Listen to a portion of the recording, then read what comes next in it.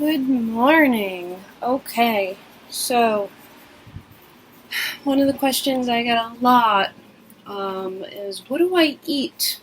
I think this comes up a lot because people know that I'm vegan and they want to know, like, what kind of things do vegans eat to power them through a ballet class. So I thought maybe I'll just give you a sample of my day, what kind of stuff I'm eating.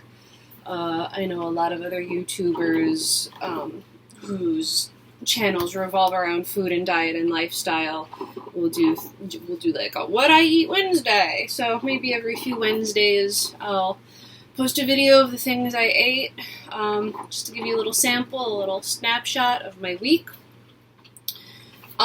First and foremost, we have the coffee going in the background. Need that. A little heads up, I eat really weird. Not necessarily the foods that I eat, but the amount and the times that I eat. I kind of eat a medium breakfast, a small to medium-sized breakfast, a big late lunch / early dinner. I want to say I consume almost most of my day's calories between the hours of 2 and 4 p.m. And then if I'm still hungry after that, I'll just have like the tiniest dinner. It's barely even a dinner. It's more like a snack. And, I'm sure there are some nutritionists or some doctors out there that are like, oh my god, you can't do that. You should be snacking every 2 to 3 hours and you have to keep your metabolism up and blah, blah, blah. But at the end of the day, I don't think that's true because that doesn't work for me. It's taken me a long time to figure out what works for me. I don't like grazing throughout the day because I feel like always having something to digest in my stomach, I can't focus on other things. I always feel like there's something in my stomach and I can't really freely jump and move around and do what I want to do when there's something in my stomach, or even something still kind of in my teeth. It's distracting.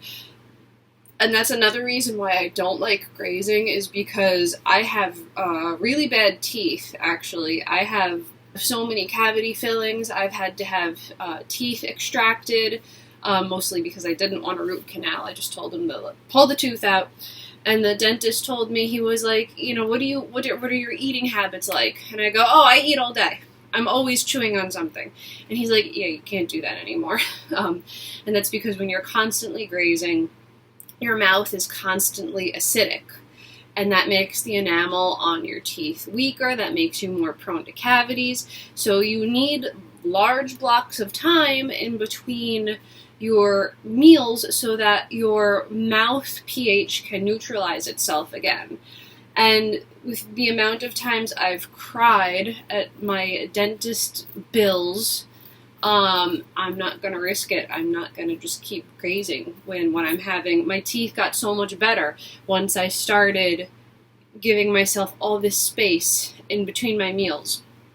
I guess some people would call it intermittent fasting because, like I said, I don't really eat much of a dinner. I want to say my last meal is at 5 p.m., and then if I'm hungry after that, I'll have a little snack. But for the most part, I don't eat late at night. I can't eat late at night. It gives me an upset stomach. I get really bloated. I'm farting all night. Poor Steve would have to smell my farts during the night. So yeah, I have a medium, small to medium sized breakfast, big, huge feast in the middle of the day. That's probably where I get all my calories, all my nutrients. And then at the end of the day, if I'm still hungry, a little snacky, but not a meal. It's literally eating crackers standing over the kitchen sink. And another heads up, I don't know if what I'm eating is actually nutritionally complete. I'm sure I'm missing some vitamins, some minerals. There may be some gaps in my nutrition. But every day I am eating completely different meals. So even if today I'm missing some vitamins and minerals and nutrients, I will probably be getting them tomorrow. or maybe I got them yesterday. So again, these What I Eat Wednesdays are just like a snapshot of my week. What you see in a video is not necessarily how I eat every day. Thanks for sticking around for this long-ass introduction. The coffee is ready, so let's get started. So I drink coffee pretty much every morning. I feel like I need it to wake up and to help me poop, because I don't like to start my day unless I've had my morning poop. Usually I use stevia. This little bowl container is usually filled with stevia packets, but we ran out. I prefer stevia because it's supposed to be better for your teeth than regular sugar. To me, it kind of tastes the same. Some people say that they don't like stevia because it has like a weird metallic flavor, but I've been using it for so long, I'm kind of used to it. But when we don't have stevia, I'll use regular sugar or I'll use maple syrup.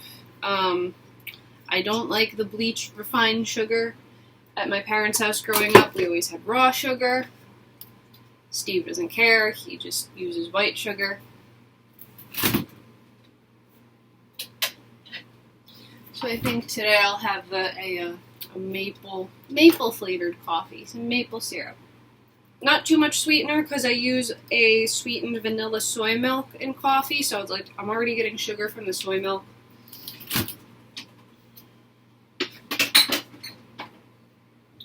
So I don't need that much sugar or stevia when I'm making my coffee. So we have a little mini coffee maker, 5 cups. We don't have the whole big thing. Also just because, like, dude, our kitchen is kind of small. We don't really have room for big appliances. If Steve were here, he'd probably have whatever's left over, but he had to leave early for a shoot today. And he doesn't want to drink too much coffee before a shoot because then he's going to have to be like pooping his pants when he arrives at the shoot. He doesn't want to do that. Sometimes he'll drink the coffee that is provided for him at his film shoot. So when Steve's here, we kind of split it. If there's anything left over, we put it in a bottle and put it in the fridge and save it for iced coffee. We're kind of in the middle of July. I'm one of those weird people that still likes to drink a hot coffee even in July. I do like iced coffee, but I feel like my first coffee of the day has to be a warm one. And I'm drinking out of Steve's mug.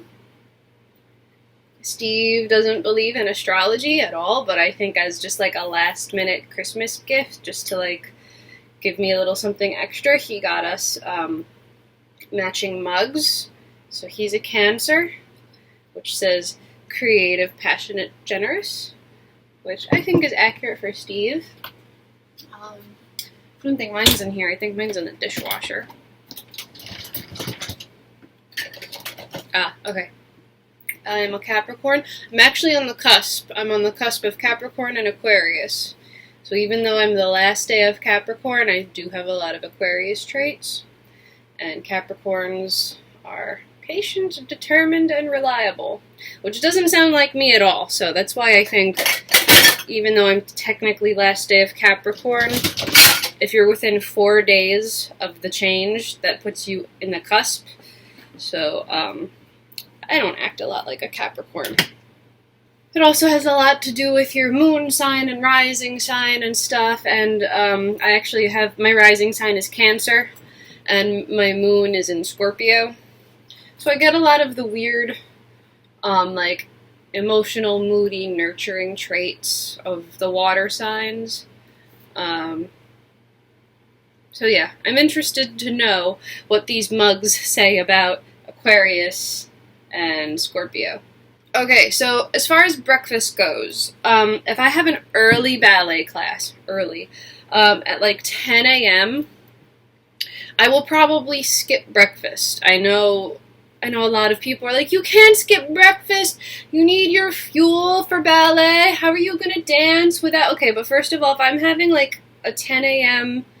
ballet class, first of all, a ballet class, just a regular standard ballet class, is only an hour and a half. It's not like I'm going to be dancing all day on an empty stomach. I can go an hour and a half without really eating anything. So if it's an early ballet class at like 10 in the morning, I probably slept late. I probably slept until like, 8 o'clock, 8:30ish, and it takes me like forever to get ready. I leave at 9:30 or 10, depending on what time the class starts. Number one, I don't really have time to be dicking around in the fridge trying to find a healthy, nutritionally complete vegan breakfast. And also, like, it's going to be sitting in my stomach, and I got to go dance immediately after that. Also, the food in my stomach while trying to dance is also going to make me feel like I have to poop while I'm dancing. And okay, so poop plays a big role in my life. Pooping also plays a big role in Steve's life. We're the kind of people that, like, we don't want to start our day until we had, like, a good poop. We will feel very, like, cranky and uncomfortable if we don't have our regular, like, pooping schedule. And I can hold it in, but it's like you don't want to be thinking about holding in your poop while you're dancing and jumping, blah, blah, blah. So if I have an early ballet class and I don't want to be distracted by poopy feelings in my stomach, I'm skipping breakfast. Sorry, that's how it is. For me, breakfast is not the most important meal of the day. For me, my most important meal, my biggest meal, is the one in the afternoon after I get home from ballet class. But since today is a Wednesday and my ballet class is not until 1 in the afternoon, 1 p.m., I have quite a bit of time to work out my breakfast, to drink extra coffee, to go have my substantial morning poop. I don't have to head to the bus stop until 11. So since Wednesday mornings I have time, and I can't go until like 1 p.m. without eating anything, we'll be making like a little breakfast here, and you can just see like what kind of bullshit I throw together when I'm hungry.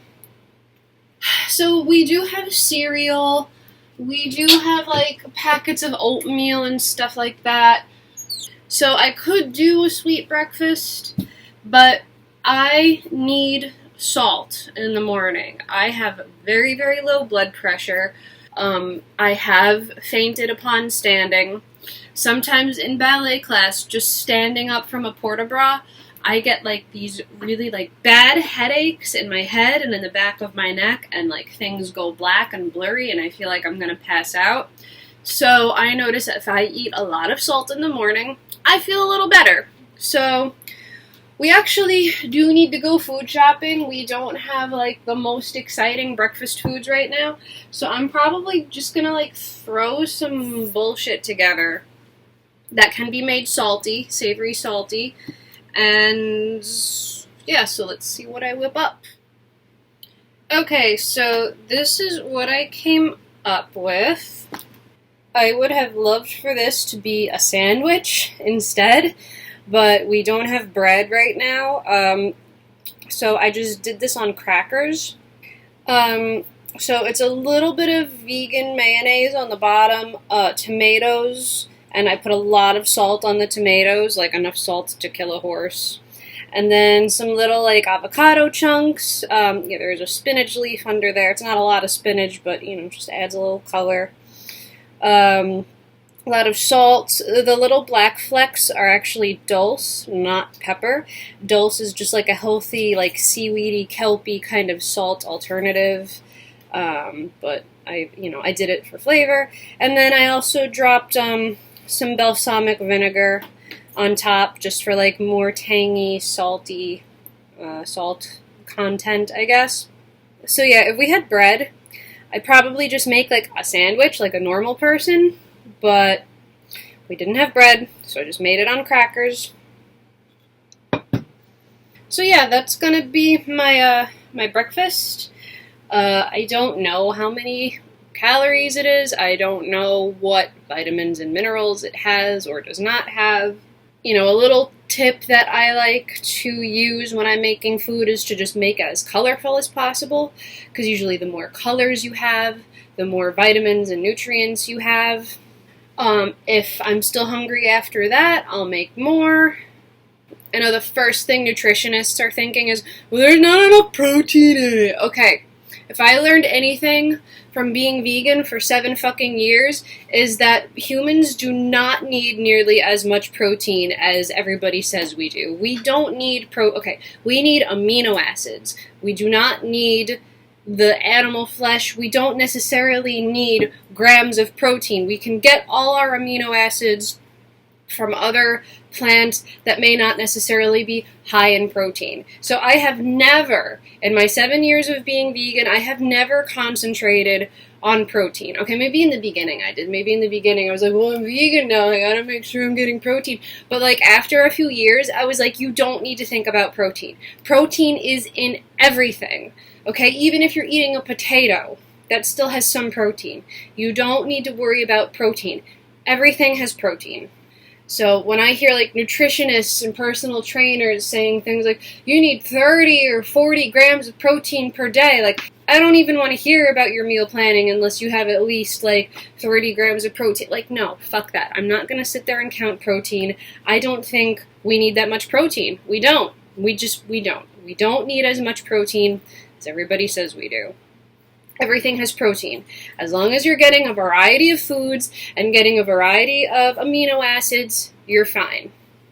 Unless you are like really intentionally, specifically trying to like bulk up and be a big bodybuilder and gain all this extra muscle mass, even then, there are vegan bodybuilders that don't stress about protein. They're just eating plants and they can still get really big. So, unless you have like some health concern that you actually need more grams of protein than the average like person, pedestrian, don't stress about protein.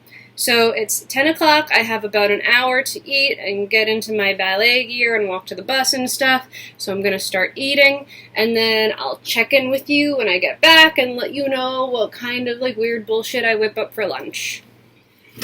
Okay, so I just got back from ballet. Not that ballet was like 5 hours, but the bus ride takes a really long time. This is so I can make a 1 p.m. ballet class. So I leave just after 11.